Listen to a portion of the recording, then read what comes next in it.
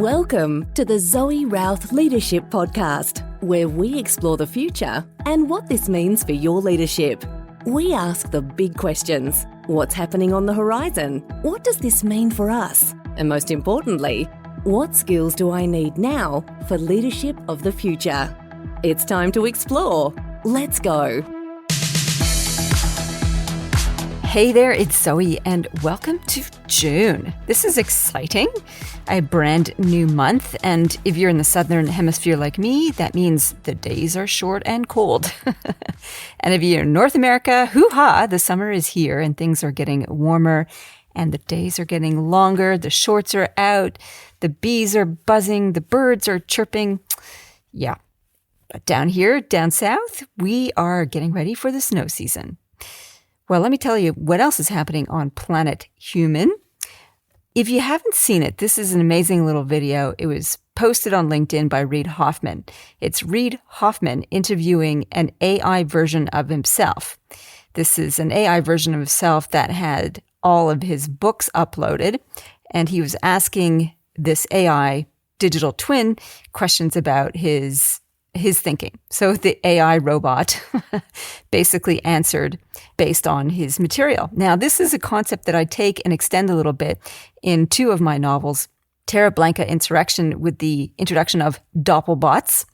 And the Doppelbots come back in Olympus Bound with a vengeance. And the idea with the Doppelbots is this digital twin idea where you can upload all the content and memories and data you have on an individual, put that into a computer AI chip, but also put it then in a humanoid robot that looks like a real human. So not just looking at someone on screen that kind of looks like you, but an actual fleshy robot that looks like the human. And this has all sorts of ramifications for individuals and the people who engage with these robots, particularly in the next novel that I'm writing, Olympus Rising. So yes, Doppelbots are coming. The future is here. Are you paying attention? Well, on Planet Zoe, I am nearly done. I can't believe this. The draft of Olympus Rising, which is the full-length book 3 novel in the Gaia Enterprises series. And it picks up the day that Olympus Bound finishes. So if you haven't read anything in the series, please go ahead and do that. It's a cool story. And let me tell you, it's not just me who thinks so. This is one of the reviews that I had on Goodreads and also on Amazon from Nancy, the avid reader. She says, "I love the world that has been created for the Gaia series. I never want to see it end. Olympus Bound is a very enthralling read that kept me glued to the pages. I would love to see the Gaia series made into a TV show. I can't wait to read more in the Gaia series. I highly recommend Olympus Bound to all sci-fi fans." Thank you, Nancy. I love that you're such a gracious and avid fan as well as an avid reader. And so, Nancy, you can get excited because Olympus Rising, it's on its way. Probably about 6 months from now, but it's coming. That's how long the editing process seems to take. Well, my question for you this week is, what can an ex-con teach us about ethics, the law, and leadership? Yes, my guest today is none other than Paul Glover. And Paul is an ex-lawyer. Why is he an ex-lawyer? Because he actually did some bad things and he went to jail for a number of years.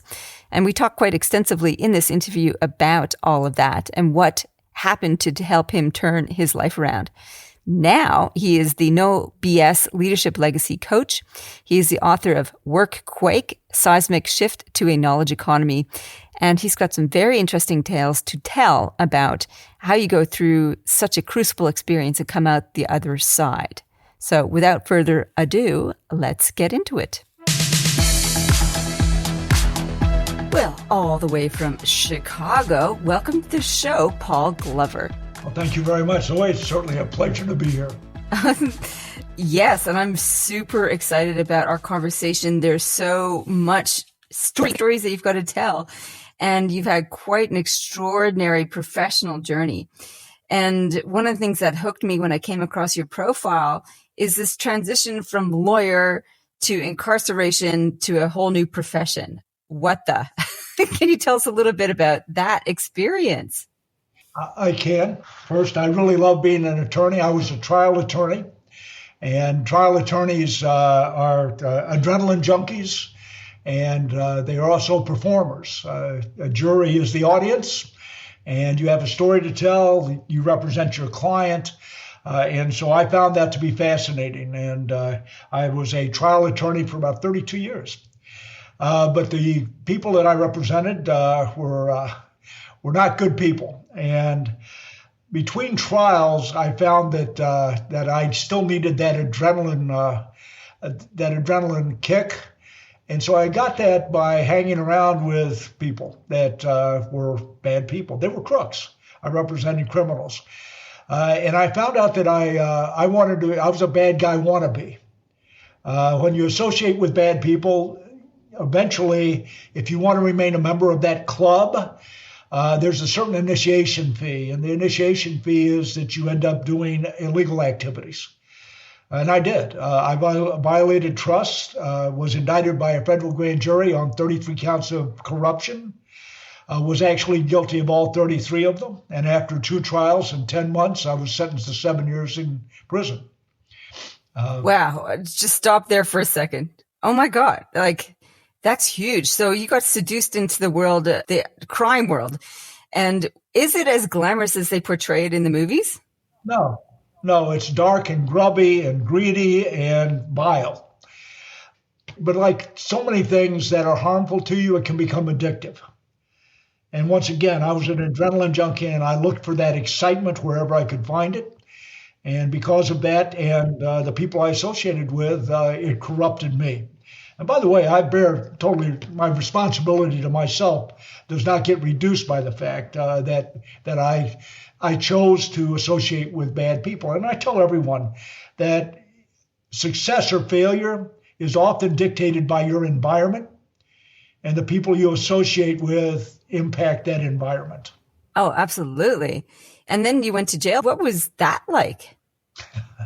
Well, anyone that tells you it's a country club hasn't been there. I can tell you that it was devastating. But what was worse was the devastation that I caused my family. I mean, when I went to prison, I left them financially destitute. I'd spent all of our savings. I'd put a second mortgage on the home, spent my son's college education funds, all in the failed attempt not to go to jail. But what was even worse was the emotional devastation when they and everybody that we knew realized I was a criminal. So as difficult as it was to survive prison, it was much more difficult on my family that they survived. It's a miracle they survived. It's a testament to the resilience of my wife, Deborah. Oh my goodness. Yes. And we don't often talk about families left behind in the wake of criminal activity and the people who go to jail. I'm curious also about, okay, so you got through 7 years and you were released from prison. How does one atone for that? Can one atone for all of that? Well, first you ask for forgiveness. And I guess the first 2 years in prison I spent in revenge fantasy. I was going to get even with everyone who put me in prison. But at some point I realized I put myself in prison. That was extraordinarily difficult for me to come to that conclusion. I built an ego that was based on arrogance and being the self-image of being the smartest and toughest guy in every room. And coming to the realization that that was not true and that, in fact, I was a failure, extraordinarily difficult. The only way that I made it through was that I made the commitment to my wife and my 2 sons that I would change. And I spent 5 years of self-reflection and working to become a different person. And because of that, they allowed me to remain a member of the family, which is unusual. Someone who goes to prison for 7 years normally does not have a family when they get out. I was fortunate. My family stayed with me and allowed me to remain a member of the family. And I had something to come back to when I got out of prison. That's really incredible. And it's few people who can sit in self-examination and come to terms with their activities and their choices that they've made and find a pathway through that. It's very easy to build walls around those wounds and to create stories around it. Did you have any support to go through that process, or was it something that you sat like a monk and processed? It was my wife, was my support. I ask, and I have structured, actually, I structure my coaching practice on the concept that I came up with or discovered in prison called the fool. And when we think about the fool, we think about the gesture sitting at the foot of the throne of the king. And we believe that that was an entertainer. It wasn't. The fool was the person who had the psychological safety to tell the king the truth. And I found that concept so fascinating, and I realized I needed that in my life. I needed someone who I could give the psychological safety to tell me the truth about me. And my wife was that person. And I opened myself up and said, because first time I asked her to do this, to tell me the truth about myself, she said no. She said, I know you, and I know how you're going to react to what I have to say to you. All I can tell you is that I kept asking and told her, I said, look, we're sitting in a visiting room once a month for 5 years, spending 2 days a month together in a room with 300 other prisoners and their families. And I said, at the end of our visiting on Sunday, before she drove 5.5 hours back home, I said, I want you to tell me one truth about me. And I was not allowed to comment.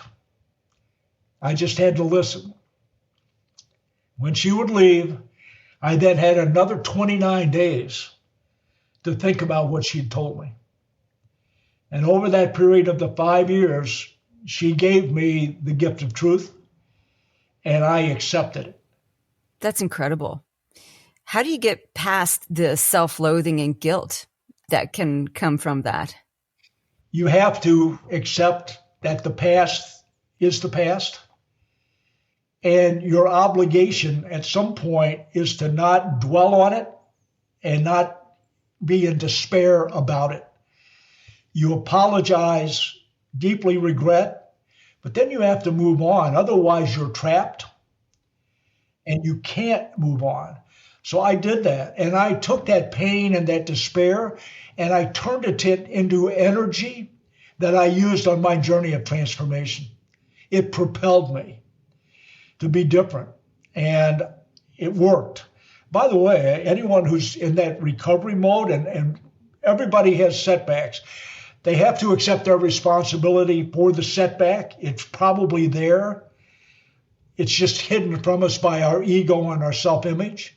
So that self-reflection and having someone that my wife loved me and she respected me and she wanted me to succeed. And I loved her and respected her. And the longer I was in prison and understood the pain that she and my 2 sons had and were continuing to endure because of me, I took that, and like I said, I took that and my own despair, and I used it as energy to become better, a better husband, a better father, a better person. Wow. That takes an extraordinary amount of courage and propulsion in a new direction. And so you became a different person. Were there other resources apart from your wife that you leaned on? Any books, podcasts, materials like that helped shape your thinking and your direction? Well, when I was in prison, there's no access to podcasts. There was no access to the internet. So I read extensively. And I picked up different concepts about Stoicism. I'm not a religious person. I believe in God. And I developed a concept. For instance, I believe that we are not grateful enough for what we have. So I practice gratitudes every morning. And I realized, because I was deprived of the thing that we don't even realize matters the most to us, and that's our freedom to do anything. I mean, I lived in a structured environment, and I was a guy that did not like rules or regulations. It just was not where I was at. And it was not a choice. I mean, I understood that this was not a choice. And I accepted that, but I felt the loss so deeply that I looked for anything that would allow me to take this and turn it into something positive. Stoicism really worked well for me. I practiced it, I studied it, and I used it. And when I got out, I said, well, this has worked for me. And by the way, my ego and I fight all the time. Just because I'm in charge doesn't mean it's given up. The ego wants to do what it wants to do. And I'd spent decades making my ego into what it was, my self-image into what it was. So it didn't go away. It exists as a part of me, but I refuse to let it dictate my behavior. I love that. So taming of the ego is an essential step in leadership maturity. So fast forward, you've gone through 7 years of deep transformation and deep penitence and atonement. Now you speak on ethics in the law. So tell me about how you moved into that state and you had a very particular experience that had greater insights about ethics in the law. What shapes your vision of ethics in the law now? Well, first, I can't practice law. Going to prison destroyed that opportunity, and I love the practice of law. But the reality is that whether it be law or leadership, I don't believe ethics are a gray area. I believe that it is black and white. What makes it a gray area is our self-interest. We will rationalize bad behavior and bad decisions based on other than what is the truth. And we can see that most decisions are black and white decisions when it comes to ethics. It is right or it is wrong. And that concept of, it's in the gray area, I have trouble with people who say that. I don't believe it's true. I don't believe it was true for me. But I also know that our ego and our self-image deceive us. We've decided on how we want to be seen, and we decide on what we want out of our lives, our careers, our relationships, and we work really, really hard at getting them, and we will cut the corners and engage in unethical behavior to get us what we think we deserve. Tell everyone, my ego, my arrogance, and my misplaced sense of entitlement, that drove me to commit those crimes. But I was okay with it. I didn't see that I was a bad person.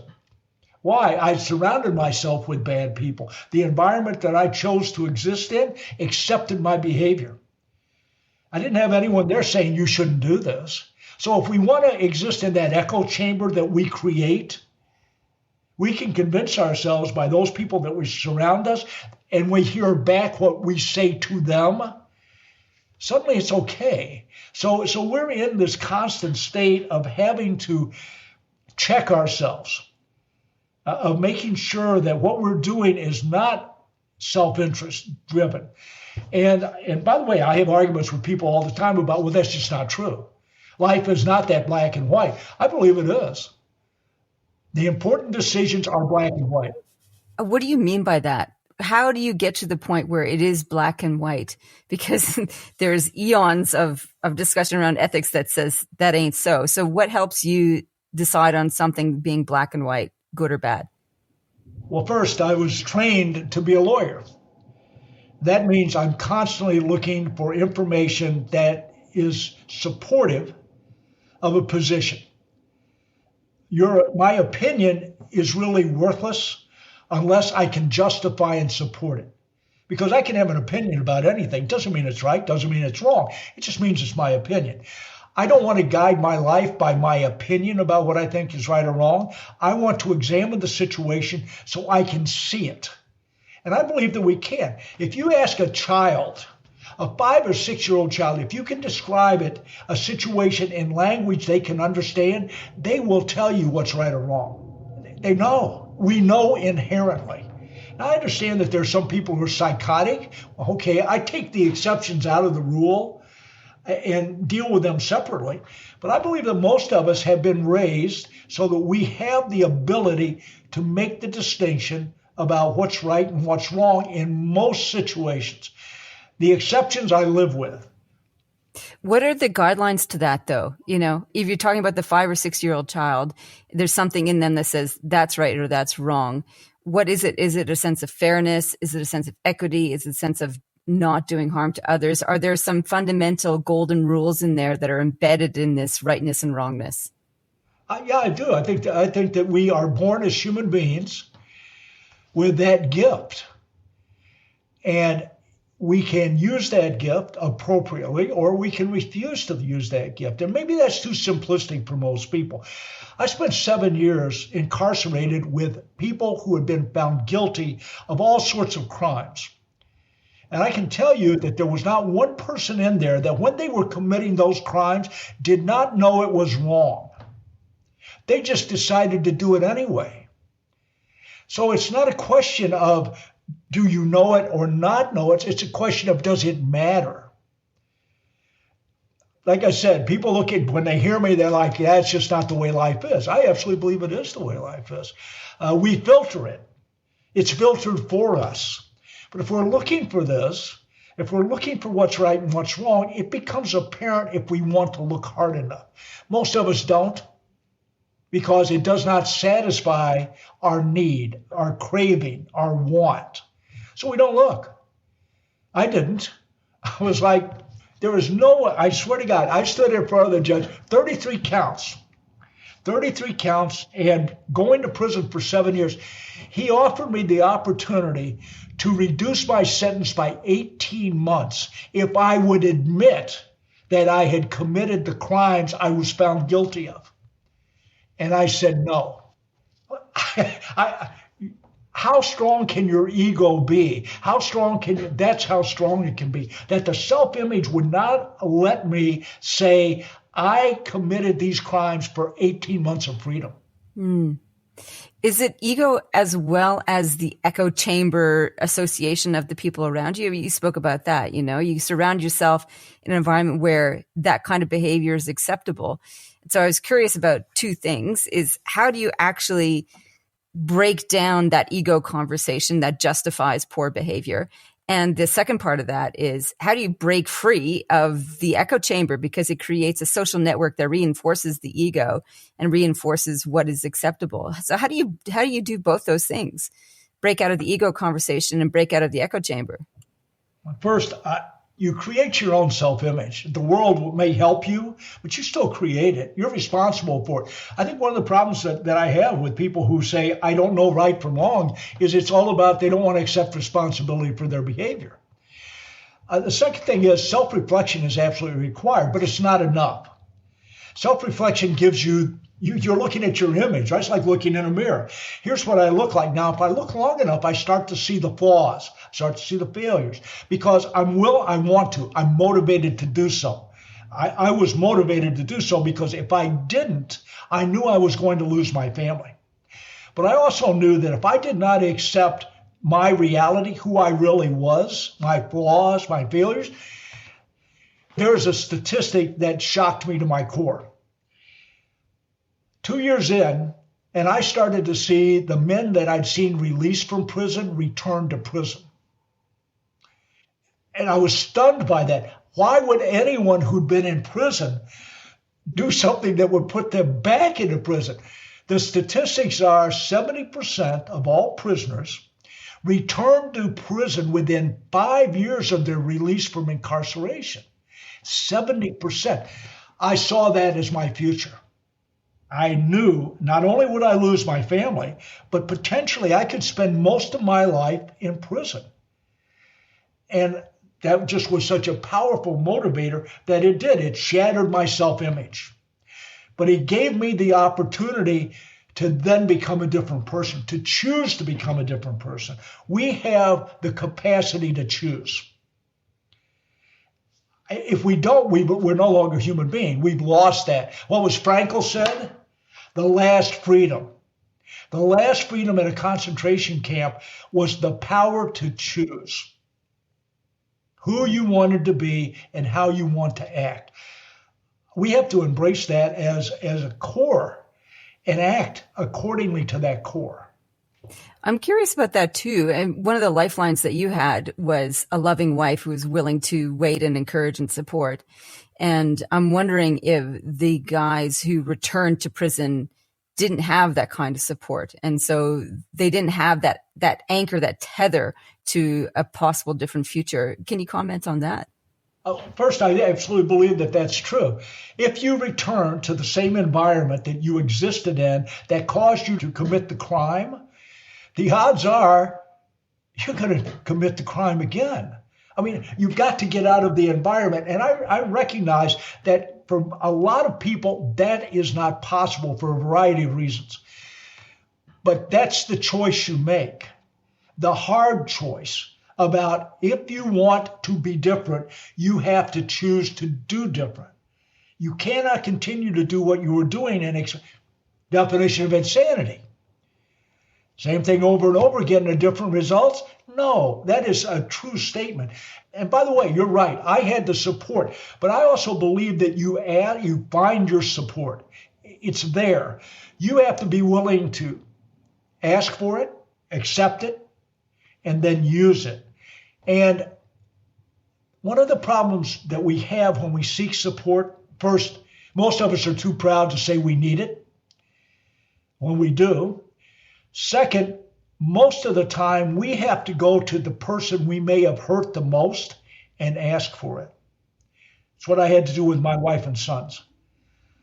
And it is extraordinarily difficult to do, but that's where you find, first, amazingly, I believe that the people that love you and want you to succeed that you've hurt want you to succeed. They will help you. They will support you, but not if you don't apologize, mean it, and then ask them for that support. Choice. Yeah, it's absolutely huge. So I'm guessing that every day is an act of atonement. Every day you choose to be the new person. Every day you choose to live a different life, and that doesn't end. It's an ongoing commitment. Is that true, or is there a certain point where you think, yeah, I've done my atonement, I've made amends, I move forward? No, there is not. Every morning I get up and I say my gratitudes. I tell myself what I am grateful for every day. I've got a list of 100 gratitudes. And I go over them every day. Not all 100. I pick the first 5 and then I see how I'm going. Because not only do I want to say it, I want to think about it. I want to appreciate it. And we just don't appreciate what we have in our lives. We become such a consumer nation. We're constantly looking for our society. We're constantly looking for the next thing. Take a breath. Look at what you have. I'm not saying don't go out and get a new TV. I'm all right with that. I love my new TV. But I'm saying that when we get to people, that's where we need to appreciate those that we have. We need to cherish them. I did not. I was self-centered. I was all about me. I love my wife. I love my children. But I clearly, it was everything that I did was about me. They just happened to be the beneficiary of somebody who made enough money, who was financially secure, so they could get all the goodies. But I was not there for them. I just wasn't. I was there for me. So if you want to be there, if you want to have the ego, the arrogance, and be self-centered, well, I guarantee you that your life is going to be lonely and hard. So you've got to get yourself out of that routine. You can't do it by going back as a prisoner being released. If I had come back and I had gotten a call, released from prison, by the way, I'm back. My wife has supported the family. I've got to have a job. I've got to start providing support. Obviously, I'm not going to practice law, never again. And I went through, back then, the Rolodex. I went through the Rolodex, and I found out that nobody was going to give a 50-year-old ex-con a job. They just weren't. I got a call from a guy, and he said, hey, we like, the fact that you did your time, did not involve anybody else. We have an opportunity for you. And I said, I really appreciate it, but no thank you. Oh, really? What was the opportunity? Oh, the opportunity was to go and do what I had done that put me in prison. More of it. Oh, absolutely. They were like, they thought this was an opportunity. And by the way, I could not find a job. I filled out an application to work as a barista at Starbucks. That's when I got my first teaching gig. Teaching gig? And Yeah, I taught as an adjunct. And that was it. And as I started to acclimate, I started to think about my skill set, a critical thinker, really good storyteller, but I'd had the experience that other coaches never had, prison. And I thought about leaders that I knew and recognized that they needed a fool. They needed someone who would tell them the unadulterated truth about them and their activity. And I chose that was the basis for my coaching philosophy. Awesome. And so who are your clients now? I operate within distribution and manufacturing. I'm a little too rough for healthcare or retail. Distribution and manufacturing, I get along pretty well. Because of the criminal record, it's all private companies or family-run companies. Public companies have difficulty hiring somebody who's an ex-con. Sure. It's a big deal, isn't it? You're tarred with that forever. And absolutely. It's an albatross you wear. That's right. So even though you've done your penitence, you're not necessarily forgiven by society as a whole. Society is not forgiving. So you take the lemon and you make lemonade. I took what had happened to me and I said to the leaders that I coach, I go, whatever you think has gone wrong for you, I am an example of something that is worse and still recovered. So let's talk about how that occurs. Have you ever done any work with prisoners and helping them make a successful transition? You know, I tried when I got out, but it did not work well. I never got the relationships to where I wanted them to be, and it just wasn't a good fit. And 80% of the people who are recommended to me now don't fit into my coaching program. They don't like how I coach. And prisoners didn't like how I told them they had to be. I had some real rules about you can't associate with the people that you associated with when you committed the crime. You need to change your environment. Did not work. Too tough. You know, the concept of tough love usually isn't that tough. This was just tough me. Yeah. It just goes to show how powerful that sense of tribe is, even if it's a criminal tribe, and it means where you're going to be landing back in jail, the pull for belonging is really powerful. And it's quite difficult to actually create that anew elsewhere. Yes, it is. It's extraordinarily difficult. Yeah. Okay. So moving into the corporate world, back as a fool at the seat of the throne, you've written and thought a lot about company culture and pandemic leadership or post-pandemic leadership. What are your insights sitting as the fool at the foot of the king's chair or queen's chair? What are your insights around that? Well, I believe that the pandemic created that break so that command and control, like a dinosaur, that's the asteroid that hit them. And it is dying slowly, but it's dying.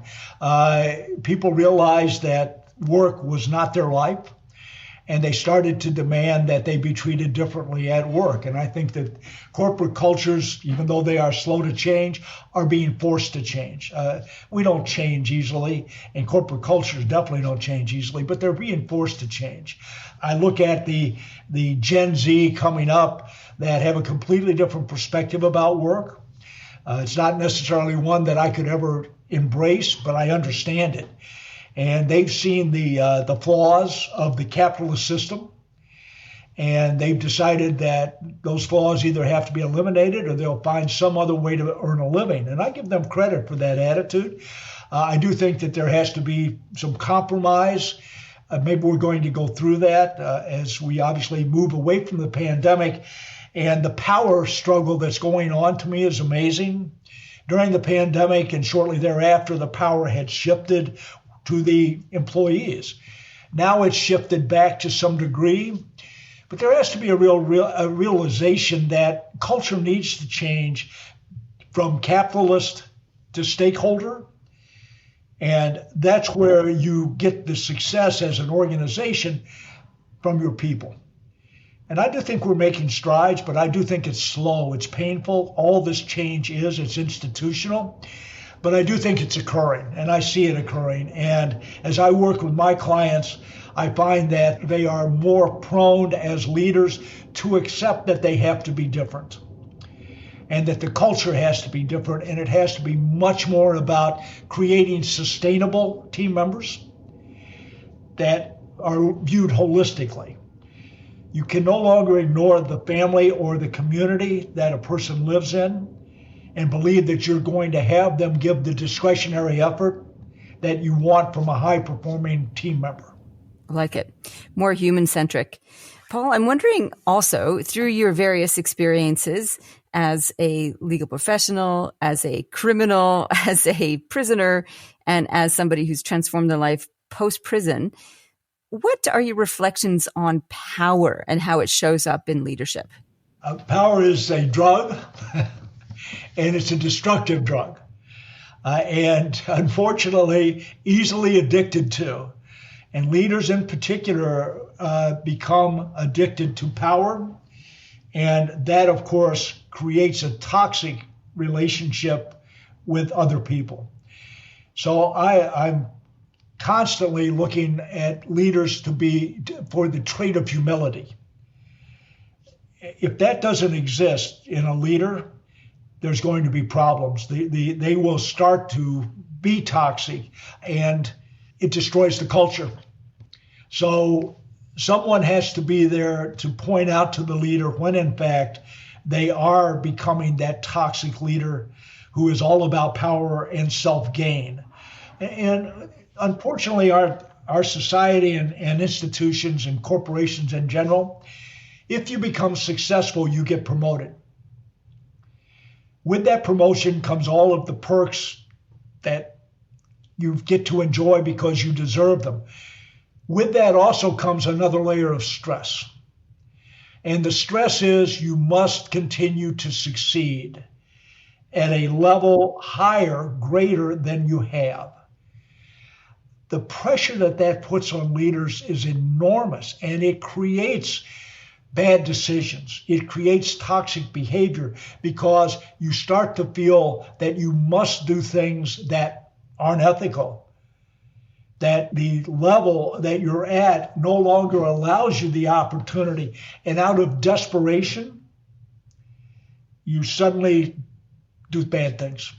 And leaders have to fight that. But the system creates it and worships it, and then starts to pressure the person to be more of it. It takes a strong personality to ignore that. Absolutely. Yeah. Paul, that was wonderful. Thank you so much for that. Now, are you ready for the Fast Five? Of course. Okay.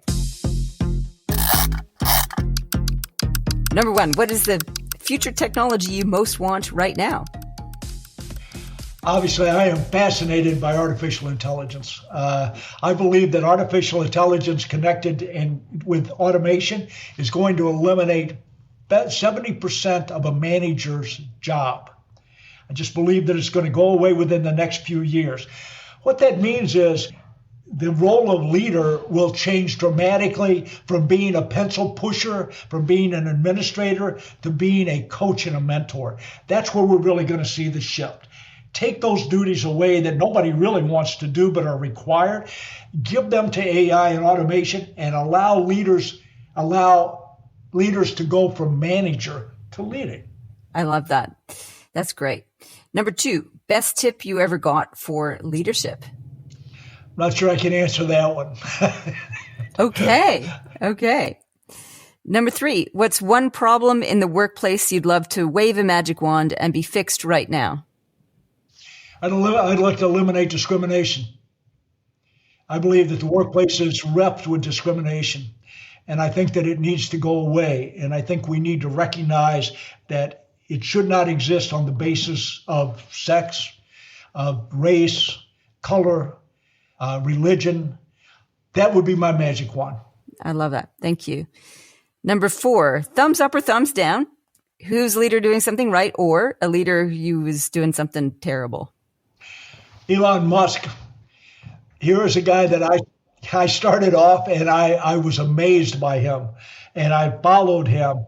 And now I'm so disappointed in him that he is definitely my thumbs down. Okay. And what has he done to disappoint you? Well, first, I think that obviously he's taken his power and he misuses it. He's intoxicated by it, and he believes that it gives him the right to say and do whatever he wants, regardless of consequences. And I also know that he runs his companies he is merciless in the pressure he puts on the people who work for him. And he believes by giving them money and stock options, that makes it okay for him to abuse them. Okay. Thank you for that. And number 5, what is your favorite leadership book or podcast? Well, my favorite book is my own book, of course. So I have work quick, but beyond that egocentric, the book that I'm reading now, and I often go from book to book that they're the best, is Marshall Goldsmith. What got you here won't get you there. I love that. And for the benefit of our readers, what is the title of your book? My book is Work Quick. And by the way, there's another book out with Workquake too. Mine was the first one. It's Making the Seismic Shift to a Knowledge Economy. By the way, I wrote this book 12 years ago. And when I finished it, I told the editor, I said, nobody's going to read this book. And I said, why not? I said, well, half of the book is dedicated to leader self-care. And I said, think about 12 years ago. Leaders don't believe in self-care. So it's just not going to do well. My book was prescient. Now self-care for me is one of those things that leaders absolutely are paying attention to out of necessity, right? So yes, I love my book, but now much more than I did when it was first published. Fantastic. Thank you, Paul. That was The Fast 5.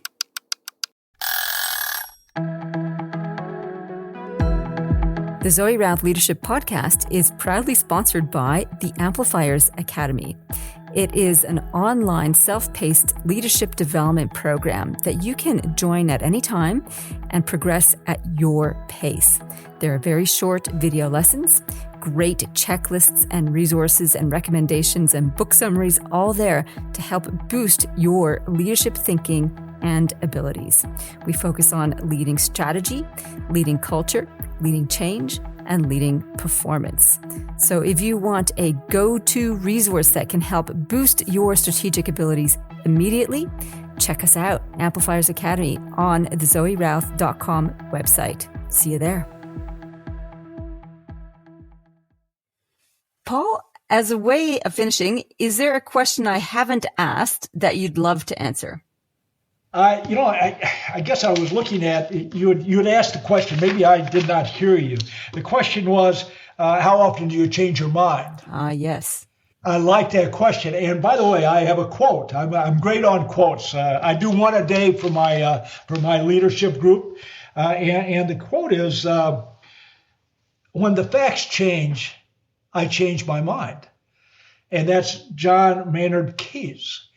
And it's extraordinary to me how many people don't want to do that. Life is not linear, and it's moving constantly. And we live in an age of discovery, and facts are changing. And if we're not able to accept that and change our mind, we're going to be left behind. So that's my quote, and that's how I view what I hold true to be today may not be true tomorrow. I love it. Thank you for that. Thank you for that insight. And thank you for the conversation. This has been absolutely fascinating. And I really appreciate your insight, your openness, and your courage to reinvent yourself and make a continued contribution to leadership and humans around the world. So thank you so much, Paul. Zoe, thank you. It's always a pleasure to talk to someone who I believe is an intelligent host and ask intelligent questions and encourage the conversation that your audience wants to hear. So thank you so much for the opportunity to have this conversation. You're welcome. And where can people find out more about you and your work? I exist on LinkedIn at Paul Glover Coaching, and also Paul at paulglovercoaching.com. Anyone who wants to get in touch with me with a question, a comment, an observation, I definitely will be responding. Thank you so much. That was terrific.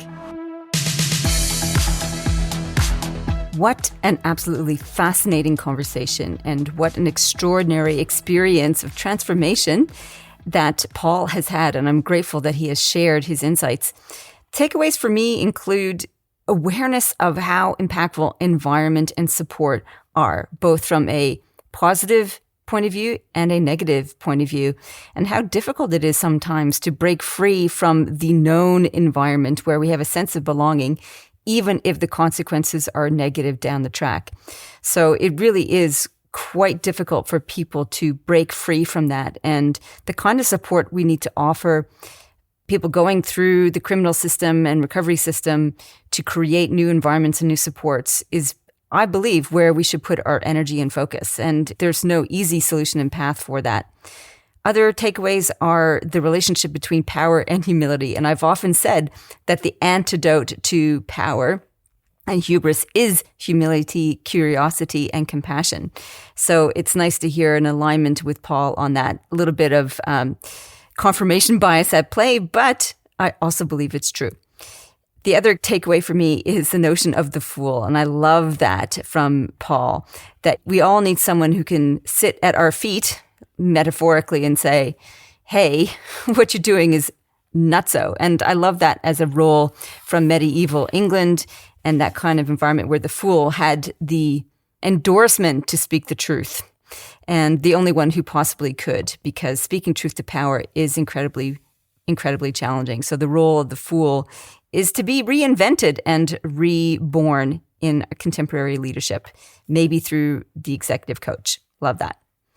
My tip from this week, speaking about ethical choices, comes from my second book, Moments, Leadership When It Matters Most. And this is on page 67.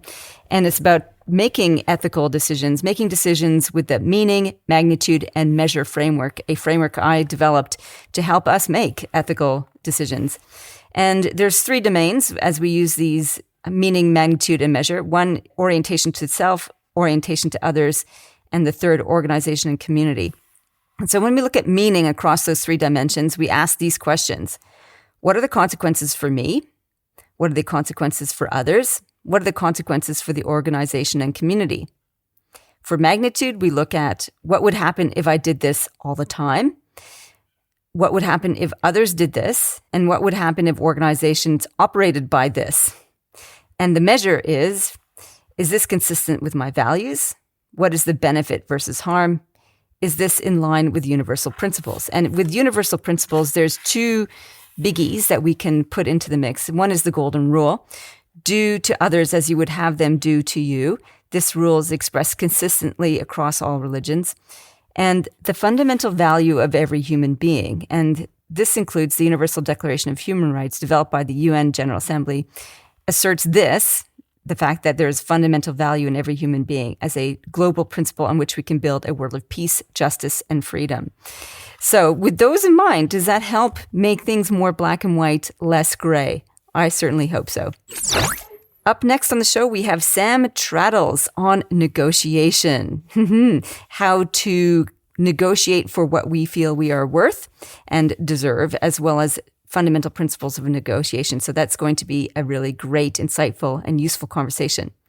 And a reminder that my new program, Grace Under Fire, is opened up for registrations and will be kicking off in July. So do join us. It is an online program where you get access to me individually, as a group, and live.